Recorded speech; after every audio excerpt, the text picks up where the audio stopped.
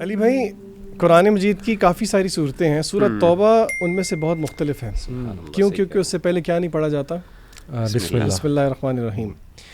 بہت ساری باتیں ہیں، لیکن میں آپ کے سامنے آیت نمبر 110 اور آیت نمبر 111 کے بارے میں کچھ باتیں کروں گا. اہل ایمان اور مسلمان، ایک اہل ایمان اور ایک مسلمان کی بہت ساری صفات ہیں جو ہو سکتی ہیں، لیکن میں سمجھتا ہوں کہ ایک اہل ایمان کے تقاضے کی جو ایک لمٹ ہے یا ایک پیک ہے، وہ یہ ہے کہ جب میدان جہاد کے اندر جان کا نذرانہ بھی پیش کرنا پڑے تو وہ پیش کر دے. اللہ تعالیٰ فرماتے ہیں سورہ توبہ کی آیت میں، ان اللہ اشتری من المؤمنین، کہ بے شک اللہ نے خرید لیا اہل ایمان سے ان کی جانوں کو اور ان کے اموال کو، بِأَنَّ لَهُمُ الْجَنَّةَ. اور وہ قیمت کیا ہے اس کے، واٹ از دا ٹرانزیکشن، یعنی کہ ٹرانزیکشن میں گیو اینڈ ٹیک ہے نا، جان کے عوض گیو اینڈ ٹیک کیا ہے؟ جنت ہے. اللہ کہتے ہیں یقاتلون فی سبیل اللہ، وہ اللہ کی راہ میں قتال کرتے ہیں، فیقتلون ویقتلون، یعنی کہ وہ قتل کرتے بھی ہیں، قتل ہوتے بھی ہیں. اور پھر اللہ کہتے ہیں وعدن علیہ حقا، یہ وعدہ ہے اللہ پر، تورات میں بھی ہے، یہ انجیل میں بھی ہے اور قرآن میں بھی ہے. تو یعنی کہ یہاں پہ پتہ یہ لگا کہ یہ اللہ کی راہ میں جہاد کرنا، اللہ کی راہ میں خاص طور پہ، یعنی کہ جہاد کی یہ میکسیمم فارم کے میدان جہاد کے اندر اللہ کے راستے میں اپنی جان کا نذرانہ پیش کرنا، یہ ان اعمال میں سے ہے جو کہ اللہ کو بہت محبوب ہے. سورہ صف میں بھی اللہ تعالیٰ نے فرمایا ان اللہ یحب الذین یقاتلون فی سبیلہ صفا، کہ اللہ کو بہت پسند ہے وہ لوگ جو کہ صف در صف جو ہے اللہ کی راہ میں قتال کرتے ہیں، بنیان مرصوص. پھر اس سے اگلی آیت میں اللہ تعالیٰ نے اہل ایمان کی کچھ صفات ذکر کی، بہت پیاری صفات ہیں. اللہ تعالیٰ فرماتے ہیں التائبون، توبہ کرنے والے، بار بار اللہ کی طرف پلٹنے والے. یہاں پہ ہم اپنے بہنوں اور بھائیوں کو یہ بتائیں کہ توبہ کا مطلب صرف اپنے گناہوں کی معافی نہیں ہے، بلکہ توبہ خود ایک مستقل عبادت ہے، اللہ کی طرف رجوع کرنا، یہ نیڈ فیل کرنا کہ ہمیں بار بار اللہ کی ضرورت ہے، اللہ کی طرف ہی لوٹ کے جانا ہے. یہ پیسو ایک ایکٹ. اور اللہ نے نا آن دا کنٹری جو پہلی آیات نازل ہوئی تھیں اس میں اللہ تعالیٰ فرماتے ہیں ان الانسان لیطغی، کہ بے شک انسان طغیانی پہ اتر ہی آتا ہے، اور اس کا کیا رویہ ہو جاتا ہے، ارآہ استغنی. تو اپنے آپ کو مستغنی نہیں سمجھنا چاہیے، بلکہ we should have the need کہ ہم بار بار اللہ کی طرف رجوع کریں. تو توبہ کرنے والے، والعابدون، عبادت کرنے والے، اور الحامدون، اللہ کی حمد بیان کرنے والے، والسائحون، روزے رکھنے والے، والراکعون والساجدون، رکوع کرنے والے، سجدے کرنے والے، اور نیکی کا حکم دینے والے اور منکر سے روکنے والے، اور اللہ کی حدود کی حفاظت کرنے والے. وبشر المؤمنین، یعنی کہ اگر آپ نے کسی کو ایڈوائز دینی ہے، وہ بچے ہنستے ہیں نا کہ ہمیں کوئی لاسٹ ایڈوائز دیں، تو یہ اللہ کی اتنی خوبصورت ایڈوائزز ہیں، ان پہ ہم سب کو عمل کرنا چاہیے. اچھا ذیشان بھائی، آپ نے جو ذکر کیا اس سے پہلے میں ذرا پیچھے جاؤں گا. 11ویں پارے میں اس کے آغاز کے شروع میں ہی آیت نمبر 97 اللہ نے وہاں سے کچھ بدو لوگ جو تھے، دیہاتی لوگ، ان کا تذکرہ کیا. اور یہاں پہ جو سب سے پہلی آیت ہے نا، وہاں پہ اللہ نے آغاز اس بات سے کیا کہ الاعراب اشد کفرا ونفاقا واجدر الا يعلموا حدود ما انزل اللہ علی رسولہ واللہ علیم حکیم. یعنی جو بدو لوگ ہیں وہ کفر میں بھی سخت ہوتے ہیں، نفاق میں بھی سخت ہوتے ہیں، اور اللہ کی حدود کو پامال کرتے ہیں، اور وہ دین کے اندر، دین کے معاملات میں ان کی، یعنی دین کے اندر وہ خیر نہیں وہ پھیلا سکتے جو کہ جو بدو غیر دیہاتی ہیں وہ پھیلاتے ہیں. بہرحال تو یہ جو آیت ہے نا، اس کے حوالے سے ایک حدیث بھی آتی ہے، اور وہ حدیث جو ہے سنن نسائی میں اور مختلف کتاب موجود ہے، اور اس کو شیخ البانی نے صحیح بھی کہا ہے. اور آپ صلی اللہ علیہ وسلم کی حدیث ہے، آپ نے فرمایا من سکن البادیۃ جفا ومن اتبع الصید غفل ومن اتبع السلطان افتتینا. اس کا مطلب یہ ہے کہ جس نے جو ہے وہ یعنی ایسے علاقوں میں رہا جہاں پہ بدو رہتے ہیں اور اس طرح کے، تو وہ جفا، اس کا دل سخت ہو جاتا ہے. اور جس نے شکار کے پیچھے لگ گیا وہ غافل ہو گیا، اور جو سلطان کا پیچھے لگ گیا، جو سلطان کے پاس اس کا آنا جانا ہے، تو وہ فتنے میں مبتلا ہو گیا. سبحان اللہ، یہ حدیث بڑی پروفاؤنڈ ہے ان اے سینس کہ پتہ چلتا ہے کہ جو آپ کی حالات ہیں، اور علماء نے اس کی تشریح بیان کی کہ جو بادی یا جو بدو لوگ ہوتے ہیں عام طور پہ، بیکاز ان کے ہاں وہ کمیونٹی نہیں ہے، ان کا ایکسپوجر نہیں ہوتا، اس وجہ سے ان کے مزاج بڑے سخت ہو جاتے ہیں، ان کے دل سخت ہو جاتے ہیں، اور اس کی وجہ سے دین کو نقصان ہوتا ہے. تو ہمیشہ سے اللہ تعالیٰ نے بھی جو انبیاء کو بھیجا، اگر آپ دیکھیں کہ جو ہماری سویلائزیشنز ہیں ان کے اندر جو بڑی بڑی جو علاقہ ہے، جو شام، سیریا کا اور یہ علاقہ ہے، یہ اس کو کریڈل آف سویلائزیشن کہا جاتا ہے. یہ جو اریحہ کا علاقہ اور یہ جو شام اور یہ وہ علاقہ ہے. اور یہاں پہ جو ہے وہ انبیاء اللہ تعالیٰ نے کثرت سے بھیجے. اور ابن خلدون رحمہ اللہ تعالیٰ عنہ نے غالباً یہ اپنے مقدمے میں یہ ڈسکشن بھی کیا, انبیاء ہمیشہ جو ہے وہ شہر والے علاقے ہوتے ہیں اس میں آتے ہیں, یعنی بادیوں میں یا پھر ادھر نہیں آتے, بلکہ شہر جو آبادیاں ہوتی ہیں جہاں پہ اربن ایریاز جس کو ہم کہہ سکتے ہیں وہاں پہ آتے ہیں. پتہ چلتا ہے کہ بہت فرق پڑتا ہے مزاج میں. تو اس سے یہ پتہ چلا ہمارے لیے لیسن اس میں لرن کرنے کے لیے یہ ہے کہ جتنا زیادہ ایک داعی کو یا ایک بندے کو ایکسپوجر ملتا ہے لوگوں سے, یہ تو ایک شہر میں رہا اور ایک بندہ ایک گلوبل سٹی میں رہ رہا ہے, فار ایگزامپل یہ کسی ایسے ملک میں رہ رہا ہے جہاں پہ ملٹی جو ہے نا سویلائزیشنس, نمبر آف سویلائزیشن سے اس کا ایکسپوجر ہو رہا ہے, بڑا فرق پڑتا ہے مزاج پہ. تو ہمیں جو ہے نا یہ چیزیں دیکھنی چاہیے, ہمیں ٹریول کرنا چاہیے اور ایسی جگہوں پہ جانا چاہیے, لوگوں سے مختلف لوگوں سے ملنا چاہیے, اور یہ ہمارا دین اس کو جو ہے نا اس کے لیے سفر کرنا چاہیے. ایک حدیث بھی ہے نا کہ وہ جو کہ لوگوں میں رہ کے اور ان کے مصائب, جی ہاں, تو لوگوں میں سے بہتر وہ ہے جو لوگوں کے. تو میں یہ کہہ رہا تھا کہ یہ جو ہے نا بہت ضروری ہے ہمارے اس دور کے اندر, جب ہمیں اللہ نے ایکسپوجر دیا کہ ہم لوگوں سے ملیں جلیں اور ہمارے نا حالات حاضرہ کا پتہ ہونا چاہیے اور ہمارا ایکسپوجر ہونا چاہیے, بجائے یہ کہ ہم اپنے مخصوص اس کے اندر بند ہو کے رہ جائیں اور اپنا ایک سرکل سا بنا لیں اور اس کے اندر بس رہیں. تو اس سے بہت آپ کے مزاج پہ, آپ کی ایکسپوجر پہ, آپ کے دین کو نقصان ہوتا ہے. اللہ نے کہا اشد کفر میں بڑھ جاتے ہیں لوگ, اللہ معاف کرے اس طرح کی. اصل میں مغیرہ بھائی یہ نا اکثر لوگ اس طرح کرتے بھی ہیں کہ دین کی طرف آتے ہیں تو اپنے آپ کو پھر آئسولیٹ کرنے لگ جاتے ہیں, یہ سمجھ کے کہ اس میں نیکی ہے اور میں اپنے ایمان کو بچا رہا ہوں. لیکن رسول اللہ صلی اللہ علیہ وسلم نے کہا کہ المؤمن الذی یخالط الناس ویصبر علی آذاہم خیر من الذی لا یخالط الناس ولا یصبر علی آذاہم, کہ جو مومن ہے وہ لوگوں میں خلط ملط ہوتا ہے, ویصبر علی آذاہم, اور پھر صبر کرتا ہے اس ایذا پہ جو اس کو پہنچتی ہے. اور وہ ایذا جو ہے, وہ جو ہارم ہے اس کو جو پہنچتا ہے, وہ ایمانی لحاظ سے بھی ہو سکتا ہے. اس کو اسٹرگل کرنا پڑتا ہے, اس کو میدان میں اترنا پڑتا ہے اپنے دین کے ساتھ, تو پھر اس کو جو ہے نا دین کو وہ کسی قسم کا نقصان بھی پہنچ سکتا ہے, لیکن اس کے اوپر صبر کرتا ہے. وہ اس سے بہتر ہے جو اپنے آپ کو بالکل لوگوں سے الگ رکھتا ہے, کوئی اچھا انفلوئنس نہیں کر سکتا ان کے اوپر, بس اپنے ایمان کو بچا کے. وہ تو ایک ٹائم ہے اس قسم کا جب فتنہ اس لیول کے اوپر ہوگا کہ شاید یہ چیز زیادہ مستحب ہوگی, لیکن ویسے جنرلی جو ڈیفالٹ پوزیشن ہے وہ یہی ہے کہ لوگوں میں اٹھنا بیٹھنا اور ان کو اچھی طرح انفلوئنس کرنا, وہ مومن زیادہ بہتر ہے بجائے اس سے جو اپنے آپ کو آئسولیٹ کر لے.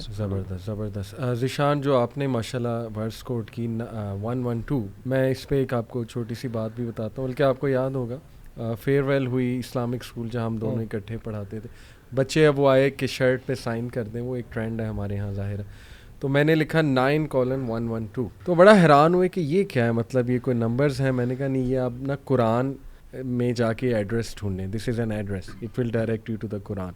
تو الحمدللہ یہ بہت ہی جامع آیا ہے, اس میں وہ تمام خصوصیات ہیں جو میں سمجھتا ہوں یوتھ کو اپنے اندر پیدا کرنی چاہیے, کیونکہ نوجوانی کی عبادت اور نوجوانی کی نیکی اس کی خاص بات ہے.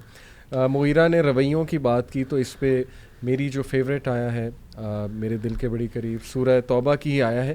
اٹ از ورس نمبر 128, اور اس میں اللہ کے نبی صلی اللہ علیہ وسلم کے بارے میں اللہ 4 ان کی کوالٹیز کا ذکر کرتے ہیں وچ وی شوڈ ایمولیٹ.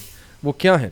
لقد جاءکم رسول من انفسکم عزیز علیہ ما عنتم حریص علیکم بالمؤمنین رؤوف الرحیم.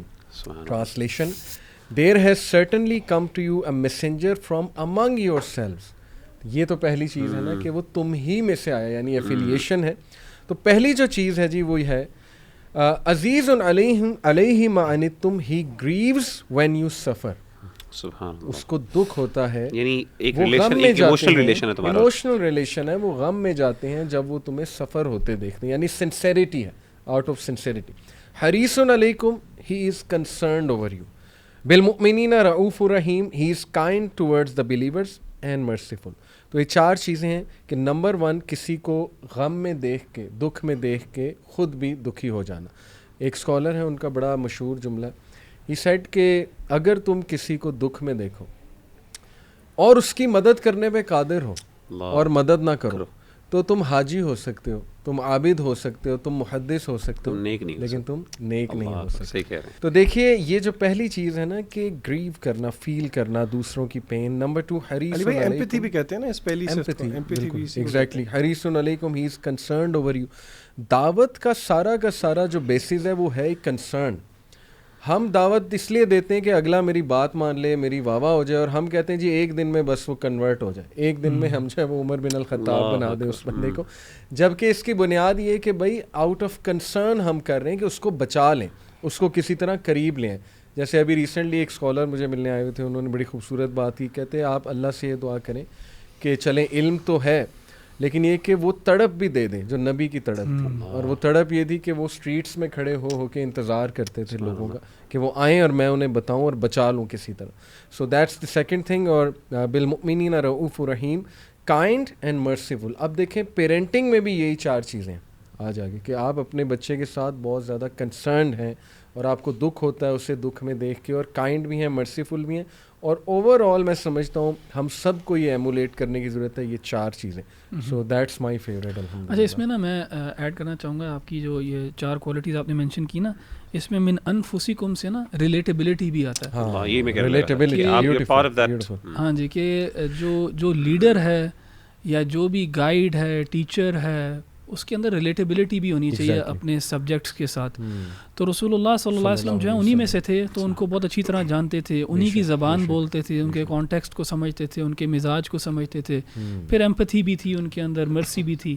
تو یہ یعنی بہت خوبصورت کوالٹیز ہیں جو نا ہمارے اندر یہ ہونی چاہیے. اچھا, سورہ توبہ کا جو ہے نا وہ چل رہا ہے نا ڈسکشن. تو سورہ توبہ ایک یونیک سورہ اس طرح ہے کہ اس کے اندر جنگ کا اور قتال کا بہت ذکر ہے, اور اکثر جو اورینٹلسٹس ہیں اور جو نان مسلمز ہیں وہ قرآن کو کرٹیسائز بھی کرتے ہیں, اور اس سورہ کو خاص طور پہ, کیونکہ اس کے اندر جو ہے وہ کہتے ہیں وار مانگرنگ ہے, اور جو اسلام کا پروفٹ ہے وہ جنگیں کرتا ہے, اور ایکسیکٹرا ایکسیکٹرا, بالکل اس طرح کی نا وہ تنقید کرتے ہیں قرآن کے اوپر بھی اور رسول اللہ صلی اللہ علیہ وسلم کے اوپر بھی. لیکن اگر آپ دیکھیں گے اور وہ کمپیئر کرتے ہیں فار ایگزامپل عیسیٰ علیہ السلام کے ساتھ, کہ عیسیٰ علیہ السلام جو تھے وہ اتنے مرسیفل تھے اور انہوں نے کبھی جنگ نہیں کی, ایکسیکٹرا ایکسیکٹرا. لیکن وہ ان کا کانٹیکسٹ بالکل فرق ہے. عیسیٰ علیہ السلام کو کبھی پولیٹیکل لیڈرشپ اور پاور اس طرح ملی ہی نہیں. لیکن اگر آپ موسیٰ علیہ السلام کا دور دیکھیں تو موسیٰ علیہ السلام, آپ داؤد علیہ السلام, سلیمان علیہ السلام, تو یہ ان کی ٹریڈیشن کے اندر بھی فائٹنگ جو ہے, طالوت اور جالوت والا واقعہ جو ہے, ڈیوڈ اینڈ گولیت, ان کی ٹریڈیشن کا حصہ ہے. لیکن اس کے علاوہ نا قرآن جو ہے نا وہ بہت ایک پریکٹیکل کتاب ہے, اور Quran doesn't want to be اور tries to be politically correct کہ اچھا جی میں جنگ کا ذکر نہیں کروں گا کیونکہ کوئی لوگ تنقید کریں گے. قرآن جو ہے نا اس نے حق بات بیان کرنی ہے, اور وار اور فائٹنگ جو ہے یہ ہیومن ایکسپیرینس کا حصہ رہی ہے فرام ٹائم میموریل, یعنی ہمیشہ سے قوموں نے جنگ کی ہے اور آج بھی کرتی ہیں. اگر تو یہ جو لوگ یہ اس طرح کے اعتراضات اٹھاتے ہیں, ان سے ہم کہتے ہیں کہ پہلے اپنے نا آپ کنٹری میں ریفرینڈم کروا کے نا کہیں یار ہم اپنی آرمی ختم کرتے ہیں, کیونکہ وار بہت بری چیز ہے, ہمیں لڑنا نہیں چاہیے, آرمیاں ختم کریں. کیوں آرمی سسٹین کرتی ہیں گورنمنٹس, اور اتنا زیادہ بجٹ دیتے ہیں اور ویپنز وغیرہ پروکیور کر رہے ہوتے ہیں, کیا وجہ ہے؟ کیونکہ ہیومن ایکسپیرینس کے اندر یہ ریالٹی ہے فائٹنگ اور وار, اور اسی چیز کو جو ہے نا قرآن ایڈریس بھی کرتا ہے. اور قرآن ایسے انداز کے اندر اس کو ایڈریس کرتا ہے کہ اس کو ایتھیکل رکھتا ہے, جسٹ رکھتا ہے, فیئر رکھتا ہے. سارے جو قوانین ہیں جہاد کے فار ایگزامپل, وہ ان سب چیزوں کا خیال رکھتے ہیں. اینڈ آپ دیکھیں گے کہ آج جو ماڈرن وارفیئر ہے اور جس طرح اس کو ریگولیٹ کیا گیا ہے جنیوا کنونشنز کے تھرو اور ان چیزوں کے تھرو, وہ ریفلیکٹ کرتا ہے جو قرآن نے پہلے ہی کہا ہے کہ فار ایگزامپل انوسنٹس کو نہیں آپ نے کل کرنا, اور جسے اکیڈیمیا کے اندر جسٹ وار تھیوری کہتے ہیں کہ وار جو ہے وہ بری چیز ہے, اچھی چیز نہیں ہے, آئیڈیل نہیں ہے. رسول اللہ صلی اللہ علیہ وسلم کو بھی پسند نہیں تھی.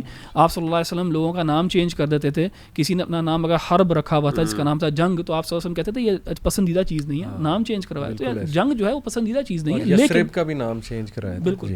تو جنگ جو ہے وہ پسندیدہ چیز نہیں ہے, لیکن وہ ایک نیسیسٹی ہے, اور اس کو جب وہ نیسیسٹی پیش آئے تو پھر اس کو کس طرح سر انجام دینا, اس کو ریگولیٹ کرنا چاہیے. تو ہمارے یہاں ماڈرن ڈے اکیڈیمیا کے اندر بھی جسٹ وار تھیوری کے نام سے نا کہ وار از بیڈ, لیکن sometimes it is just, sometimes war is necessary, war is needed. اور اس کے اندر آپ دیکھیں گے کہ ابھی فار ایگزامپل انٹرنیشنل لاء کے تحت جو ہے وار جو ہے یوز آف فورس جو ہے بٹوین اسٹیٹس وہ پروہیبٹیڈ ہے, لیکن انہوں نے 2-3 ایکسیپشنز دی ہوئی ہیں. ایک ایکسیپشن یہ ہے کہ سیلف ڈیفینس کے اندر اگر آپ پرسیو کرتے ہو کہ ایک اسٹیٹ جو ہے وہ آپ کو اٹیک کرنے لگی, تو سیلف ڈیفینس کے طور پہ جنگ انیشیٹ کی جا سکتی ہے, یوز آف فورس کیا جا سکتا ہے. اور اگر آپ اسلامک ٹریڈیشن میں دیکھیں گے تو جہاد الدفع جو ہے, جہاد آف ڈیفینس جو ہے, وہ ایک حصہ ہے جہاد کا. اسی طرح جہاد اوفینسو بھی ہوتی ہے, اوفینسو ہوتی ہے کہ انیشیٹو لیا جاتا ہے. شریعت ہمیں اجازت دیتی ہے, مسلمانوں کو اجازت دیتی ہے کہ انیشیٹو لے ظلم کے خلاف, ایک نظام کے خلاف جس نے ظلم کو اسٹیبلش کیا ہوا ہے اور نیچے لوگ جو ہیں ان کو اس ظلم والے نظام کے اندر جکڑا ہوا ہے اور ان کو توحید کی طرف پریکٹس یا توحید سے روکا جا رہا ہے فار ایگزامپل, اس کے خلاف بھی اسلام جو ہے وہ کہتا ہے کہ it is just to initiate war. اور اگر آپ آج دیکھیں گے اس چیز کو انٹرنیشنل کمیونٹی آج بھی ایکسیپٹ کرتی ہے کہ وہ کہتے ہیں کہ ایک تو سیلف ڈیفینس کے اندر یوز آف فورس کی جا سکتی ہے, دوسرا جو الاؤنس ہے یوز آف فورس کا وہ ہے کہ in the maintenance of international peace and security, کہ اچھا اگر ہمیں پتہ لگے گا کہیں پہ کہ یار یہاں پہ ظلم ہو رہا ہے اور ہمیں ضروری ہے یہاں پہ جنگ انیشیٹ کرنا for the maintenance of international peace and security, تو سیکورٹی کاؤنسل کے جو ممبرس ہیں وہ بیٹھیں گے, وہ اس ریزولوشن کے اوپر آئیں گے کہ ہاں ہمیں یہاں پہ جنگ کے لیے جانا چاہیے, اور پھر جنگ کرتے ہیں. And this is exactly what the Sharia has taught us 1400 years ago, جو انہوں نے آج UN وغیرہ کے ذریعے کرنا شروع کیا. تو یہ تنقید کرتے ہیں قرآن کے اوپر اور قرآن کے اس آئیڈیالوجی آف جہاد کے اوپر, لیکن خود ہی انہوں نے ایکسیپٹ کیا ہوا ان چیزوں کو اپنے طور پہ بھی. اس میں اخی ایک جو سورہ یونس کے اندر اللہ تعالیٰ نے, سورہ یونس ایک بڑی پروفاؤنڈ سورہ ہے ان اے سینس, کیونکہ اس میں اللہ تعالیٰ نے قوم یونس کا ذکر کیا, اور قوم یونس وہ ایک خاص قوم ہے جس کو, وہ واحد قوم تھی جس نے شرک اور برائی کے باوجود جب توبہ کی, خاص طور پہ جب ان کے سامنے وہ آ گئی یعنی عذاب کے اثرات نمودار ہو گئے, پھر بھی اللہ تعالیٰ نے ان کو معاف کر دیا, ایک اجتماعی توبہ انہوں نے کی. تو اس سے ہمیں ایک بات یہ بھی پتہ چلتی ہے کہ خاص طور پہ اس واقعے کو سامنے ہم رکھیں کہ کچھ اعمال ایسے ہوتے ہیں جو انڈیویجول لیول پر ہوتے ہیں, کچھ ایسی برائیاں ہوتی ہیں جن کا تعلق انڈیویجولس کے ساتھ ہوتا ہے, اور کچھ ایسے برائی ہوتی ہے جو قومی لیول پر ہوتی ہے. تو جو انڈیویجول لیول کی برائی ہے نا, اگر آپ چاہتے ہیں کہ اللہ تعالیٰ اس انڈیویجول کو نوازیں اور اس کے مسئلے حل کریں تو آپ کو انڈیویجول لیول کی برائیوں کو ختم کرنا ہے. لیکن اگر آپ چاہتے ہیں کہ اللہ تعالیٰ ملکی لیول کے اوپر ہماری خیر کریں, ملک بہتر ہوں, کامیابیاں ہوں, تو اس کے اندر جو پھر ملکی لیول کی برائیاں ان کو ختم کرنے کی ضرورت ہوتی ہے. یہاں پہ یہ نہیں ہو سکتا کہ ایک بندہ کہے جی میں اپنی اصلاح کر لوں فار ایگزامپل, تو دیٹس اٹ, مور دین انف ہے, مجھے ملکی لیول پہ کام کرنے کی ضرورت نہیں ہے, تو اللہ تعالیٰ میری ان دعاؤں کی وجہ سے اللہ تعالیٰ کیا کریں گے, ملک کو جو ہے نا وہ بہتری دے دیں گے, قوم کو بہتر بنا دیں گے. ایسا نہیں ہوگا. آپ کو اسی لیے ضروری ہے کہ جب آپ بہتر ہو گئے ہیں تو آپ پہ ضروری ہے کہ آپ دوسروں کے ساتھ مل کے ایک یعنی جو امر بالمعروف و نہی عن المنکر کا جو ہے فریضہ وہ انجام دیں, تاکہ دوسرے بھی اس کے اندر شریک ہوں اور ایک ملکی لیول کے اوپر جو ہے نا معاملات حل ہوں. کیونکہ لوگ یہ سوال پوچھتے ہیں کہ مغیرہ بھائی میں بڑی دعائیں تہجد میں دعائیں مانگ رہا ہوں, اللہ میری ساری دعائیں قبول کرتا ہے, میری اللہ یہ دعا قبول کیوں نہیں کر رہا کہ پاکستان کے مسئلے حل ہو جائیں؟ بھائی آپ کا مسئلہ یہ ہے کہ آپ ایک انڈیویجول ہو, ملکی حالات یا ملکی لیول پہ جب تک پوری قوم اس کے اندر انوالو نہیں ہوگی, جب تک پوری قوم اپنا رویہ نہیں چینج کرے گی, تو اللہ تعالیٰ اس مسئلے کو حل نہیں کریں گے. آپ کے ذاتی مسئلے اللہ حل کر دیں گے, ہو سکتا ہے اللہ آپ کو بڑی خود ذاتی طور پر بڑے مسائل سے بیان کر دیں گے, بچا لیں گے. تو اس کو یہ جو ہے نا ہمیں اس چیز کو سمجھنا ضروری ہے کہ ملکی لیول کے مسائل اور ہیں, انڈیویجول لیول کے مسائل اور ہیں, اور دونوں کے جب تک ہم ان کو اگر اس میں سولوشن چاہتے ہیں تو اس کے لیے ہمیں پھر ملکی لیول پہ ایک ایفرٹ کرنی پڑے گی. اچھا مغیرہ, اگر ہم ایکیڈیمکس کی طرف دیکھیں تو جب تھیولوجی میں ایگزسٹنس آف گاڈ کی بات آتی ہے تو ہر قسم کے آرگیومنٹس آنٹولوجیکل اور فلانا, لیکن میں نے ریسنٹلی شیخ عمر الاشکر ہیں رحمہ اللہ, ان کی ایک پوری سیریز ہے ایمانیات پہ. ان کی سیریز میں جو پہلی بک تھی وہ ایمان باللہ تھی. انہوں نے اس میں اس ٹاپک کو چھیڑا کہ اللہ تعالیٰ کے ایگزسٹنس کے آرگیومنٹس کیا ہیں. تو میں بڑا حیران ہوا. اس میں سے علی بھائی ایک آرگیومنٹ تھا, وہ آرگیومنٹ انسان کی اپنی فطرت ہے, فطر الناس علیہا, جو کہ اللہ نے کہا ہے فطرت اللہ. تو پھر انہوں نے کہا کہ انہوں نے خود سوال ریز کیا کہ اگر فطرت ہی آرگیومنٹ ہے تو پھر سب لوگوں کو اللہ کی ایگزسٹنس پہ ایگری کرنا چاہیے, تو کیا وجہ ہے کہ لوگ ایگری نہیں کرتے؟ انہوں نے کہا کہ فطرت کے اوپر کچھ پردے حائل ہو جاتے ہیں. Allah has mechanisms to lift those veils جو کہ فطرت کے اوپر ہیں. اس میں سے ایک میکینزم کیا ہے, وہ یہ ہے کہ اللہ انسانوں کو مصائب میں مبتلا کرتا ہے. مصیبت میں مبتلا کرنے کے بعد انسان کی توحید نکھر کے باہر آتی ہے. سورہ یونس کے اندر آیت نمبر 22 میں اللہ تعالیٰ نے اس نقطے کو بیان کیا. اللہ نے ایک مثال دی. اللہ نے کہا هو الذی یسیرکم فی البر والبحر کہ he is the one who enables you to travel through land and sea حتی اذا کنتم فی الفلک. اللہ کہتے ہیں کہ and so it happens that you are on ship sailing with a favourable wind to the passengers delight. Suddenly ایک دم کیا ہوتا ہے, جاءتھا ریح, اللہ کہتے ہیں کہ ایک دم ایک ہوا آتی ہے, عاصف وجاہم الموج.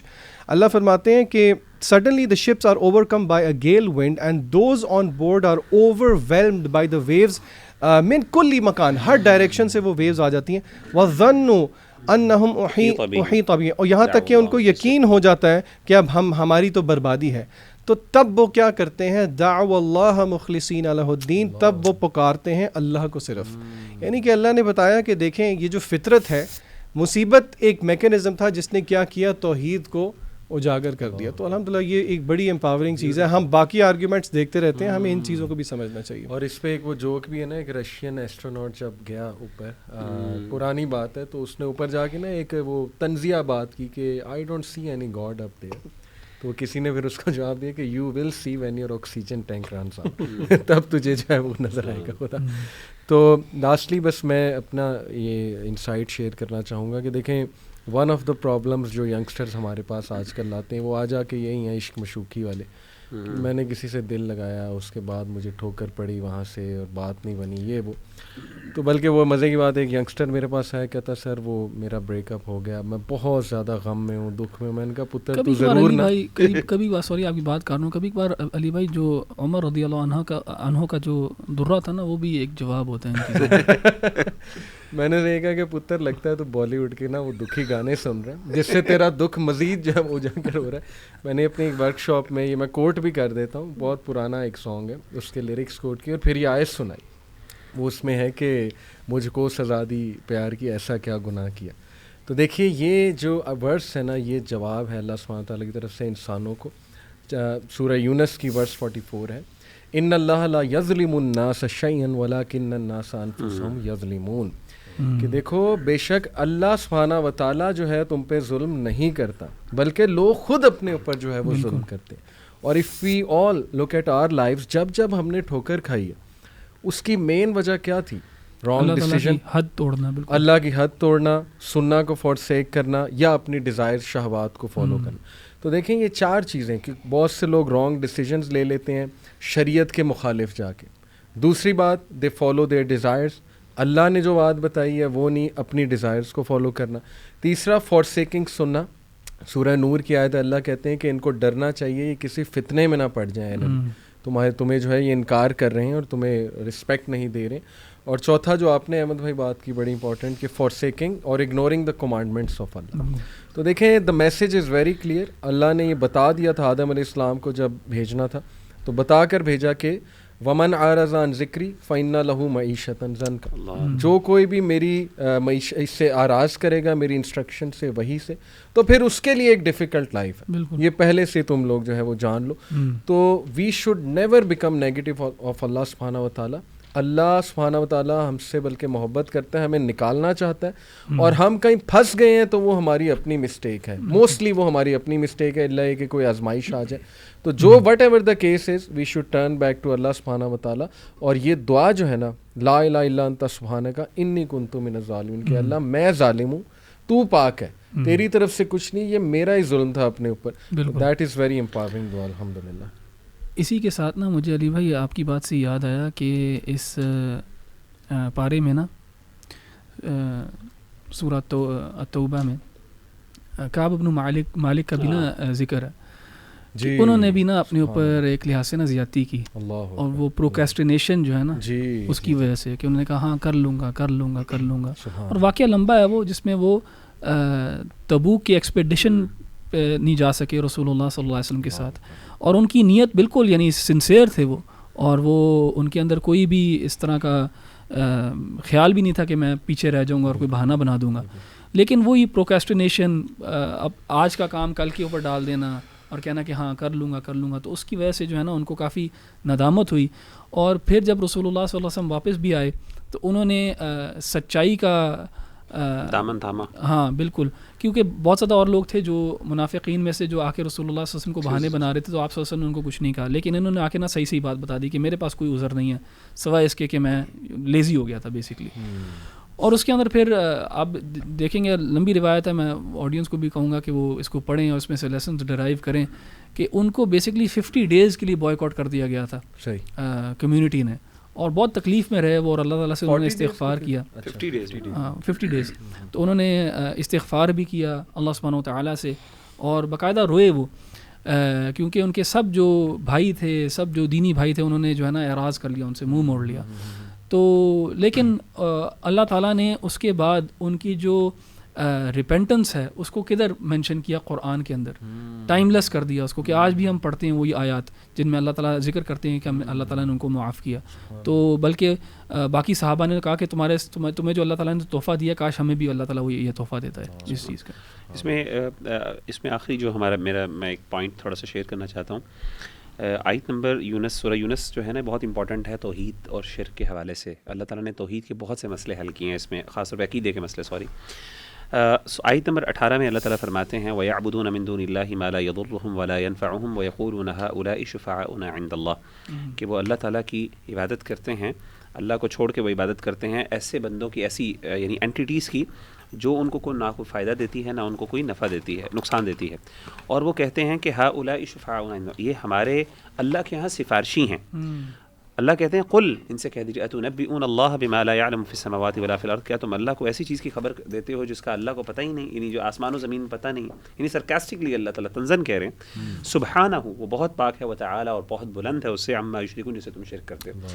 اس سے پتہ چلا کہ ہمارے ہاں یہ بات سمجھنے والی ہے کہ کفار مکہ بھی جب وہ عمومی طور پہ جنرلی کفار مکہ بھی جب وہ شرک کرتے تھے تو وہ ان کو اپنے خداؤں کو یہ نہیں کہتے تھے کہ یہ ہمارے خدا ہیں. ایکچولی دے یوزڈ ٹو سے کہ یہ شفاعہ ہیں, یہ سفارشی ہیں, انٹرمیڈیریز ہیں. ہمارے ہاں بھی اللہ معاف کرے آج کل مسلمان انفارچونیٹلی اس طرح کی برائیوں میں پڑھتے ہیں, شرک میں پڑھتے ہیں, اور وہ کہتے ہیں کہ ہم ان کو کچھ نہیں کہتے. وہ ان سے مانگتے ہیں, ان سے دعائیں مانگتے ہیں, ان سے بچے مانگتے ہیں, اللہ معاف کرے رزق مانگتے ہیں, سب کچھ مانگتے ہیں, اور اس کے بعد کہتے ہیں کہ جی ہم تو نہیں, یہ تو ہمارے سفارشی ہیں, یہ تو وسیلہ ہے ہمارا اللہ تک پہنچنے کے. اللہ معاف کرے. قرآن مجید نے اس بات کو کہا ہے کہ ایگزیکٹلی ان کا کلیم تھا. ان میں کہیں بھی قرآن مجید میں کسی جگہ پہ بھی, بلکہ اللہ نے ملٹیپل جگہوں پہ جا کے وضاحت کی ہے کہ ان میں کہیں جگہوں پہ انہوں نے یہ نہیں کہا کہ ہم ان کو خدا مانتے ہیں, انہوں نے ہمیشہ کہا کہ ہم سفارشی ہیں, اللہ کے ہاں ہمیں قریب کرنے والے ہیں. اسی طریقے سے شفاعون, اور بھی کئی آیات ہیں. تو ہمیں اپنی عقیدے کی اصلاح بہت ضروری ہے, اس میں یہ سمجھنا چاہیے. اور اللہ نے کہا کہ اللہ تعالیٰ شرک سے, عما یشرکون, اللہ نے اس کو شرک قرار دیا, اور اللہ نے کہا کہ اللہ بہت پاک اور بلند ہے اس چیز سے جو وہ شرک کرتے ہیں. تو اللہ تعالیٰ ہمیں شرک سے بچائے, اللہ تعالیٰ ہمیں صحیح معنوں میں سچی توبہ کرنے کی توفیق عطا فرمائے, جس طرح کعب بن مالک اور ان کے جو ساتھی تھے 2, ان کو اللہ تعالیٰ نے توفیق دی. السلام علیکم و رحمۃ اللہ وبرکاتہ.